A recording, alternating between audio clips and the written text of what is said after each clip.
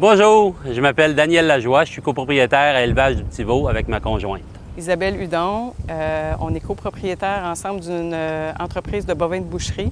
On fait de l'élevage de veaux de grains aussi, puis on fait des grandes cultures depuis tout ça en 1997. Je vais vous raconter les histoires qui sont arrivées sur la ferme, des accidents, des incidents qui ont heureusement bien terminé ici. Tout ça dans le but d'éviter que d'autres commettent des erreurs souvent qui peuvent être plus fatales à ce moment-là.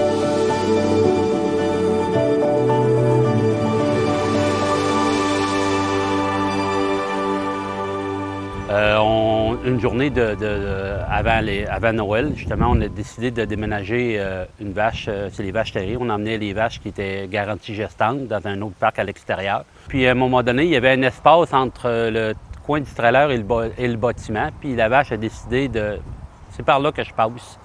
Elle a passé de peine et de misère, mais à partir de là, on a essayé de la ramener, puis ça n'a pas été évident. Puis on s'est mis à plusieurs, puis à un moment donné, il y avait un de mes voisins, il dit « Je comprends pas », il dit « Elle me fonce dessus », puis il dit « Elle vient agressive », puis là, ça se peut pas. Et je décide moi-même d'y aller, avec rien dans les mains, juste en essayant de la faire tourner de bord.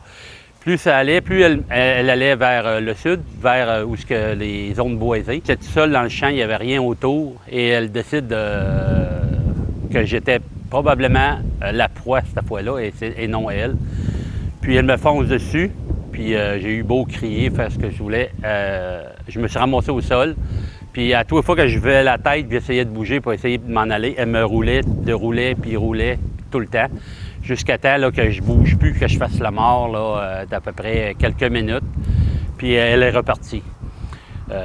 Ça a fini que ça a pris le vétérinaire, l'intervention du vétérinaire pour pouvoir la calmer. Il y a des gens deux alentours, il y a eu beaucoup d'entraide pour essayer de la ramener. On a réussi à la prendre, mais ça a pris double dose de calmant pour pouvoir en arriver parce que le taux d'agressivité était élevé, donc l'adrénaline était élevée, puis l'adrénaline d'un animal qui devient à un moment donné incontrôlable annule les effets d'un calmant qu'on donne à ce moment-là.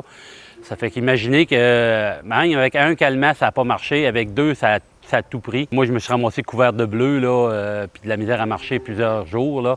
C'était pas évident parce qu'elle avait même roulé pour la peine. Mais je croyais pas que ça pouvait être de même parce que j'avais quasiment ri un peu là, de mon voisin qui dit non, j'en ai peur, là, elle est maline, elle est maline. Même en motoneige, mon frère essayait de la contourner parce qu'il y avait juste une petite quantité de neige, mais il était en motoneige, puis elle avait foncé chez lui, il avait laissé la motoneige, puis elle avait foncé sa motoneige. Fait qu'on voyait que l'animal là devient très agressif. Puis, une fois traité, on l'a ramené en dedans, on lui a donné son antidote, on a rattaché cette vache-là, puis elle a fait encore 4-5 veaux là, suite à ça, puis on n'a jamais eu de problème. On ne sait pas. Du jour au lendemain, quand un animal pète sa coche, là, c'est à faire attention. Je sais pas pourquoi. Fait que c'est inexplicable. Fait que c'est toujours faire attention lorsqu'un animal commence à avoir, moi je considère la bourroue, là, chaque bord de la bouche, là, puis à gratter au sol, c'est signe que on est mieux de faire bien attention à ce moment-là. Suite à ça, je suis pas allé à l'hôpital.